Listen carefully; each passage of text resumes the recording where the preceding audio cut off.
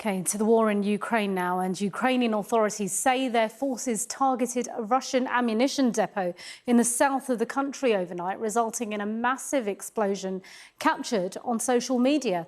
Well, it comes as the battle for the east of the country continues. For more on this, I'm joined now by defence and security expert Professor Michael Clarke. Let's talk about the latest on the overall situation in Ukraine, if we can first, Michael. Yes, I mean, as in all wars, there's a lot happening, but sometimes it doesn't appear to be moving much on the ground. So there's an operational pause going on in the Donbass, which is where our focus is mainly. The Russians took Severodonetsk and Lysychansk. They are moving towards Slavyansk, but they won't get there for a little while because they're preparing that battle. And at the moment, the attention is on this, the main highway, the E40, one of the great European highways, runs from Calais to Kazakhstan. And the part of it that runs through Ukraine goes from Kharkiv to Slavyansk to Luhansk. And so that highway is a very important strategic artery that both sides are now competing over. That will dominate, really, the battle for Slavyansk that will start quite soon. Most of the attention, of course, is a bit further southwest now, where there is some real change, I think.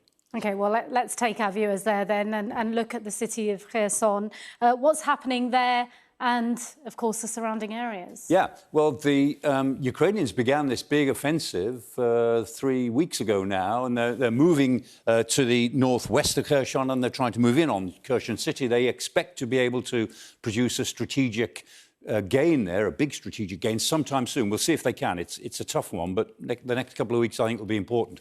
Meanwhile, at Nova Kakhovka, which is the dam, it's where the dam is that feeds the water into Crimea. Big place. There's a huge explosion that you mentioned, massive artillery explosion, the biggest that we've seen so far. The Ukrainians targeted the ammunition depot at Nova Kakhovka, which is at the end of a rail junction on one of the bridges over the Dnieper River. And it was huge. And that particular explosion, they say, the Ukrainians say, was created by the HIMARS, which is their system. That's the explosion. Nobody's seen one quite this big before. There's lots of it on social media. Most commentary is that it's probably Grad rockets as well as artillery ammunition. So a huge amount, because it was a very big concentration of ammunition. Everyone knew where it was. The Russians made no attempt to disperse it. It was all there to be hit. And the hitting was done by this mobile multiple launch rocket system called the HIMARS, the High Mobility Rocket Artillery. There it is. The thing about the HIMARS, it's not the heaviest system at all. It's quite light. It's a wheeled vehicle, so it has to stay on the roads, but that means it's quick, it's fast. The cassette carries 6 missiles, and that cassette can be switched in about 3 minutes. It's a 3-man team on the vehicle, so these vehicles can shoot and scoot. They can fire off the 6 rockets, each one is very accurate, and then they can be away. And the Russians just can't find them. Yeah, this is actually the kit we've been talking about over the last few months that they really desperately wanted, aren't we? So what are the Russians now doing to deal with these hit-and-run tactics? Or can they counter them? They're looking for them. The Ukrainians only seem to have about 8, which is a ridiculously small number. Maybe 4 more are on the way, but it's a handful. But at the moment, they're able to shoot and scoot and keep out of the way because the Russians have not got control of what's happening in the air. They don't actually know what the ground situation is.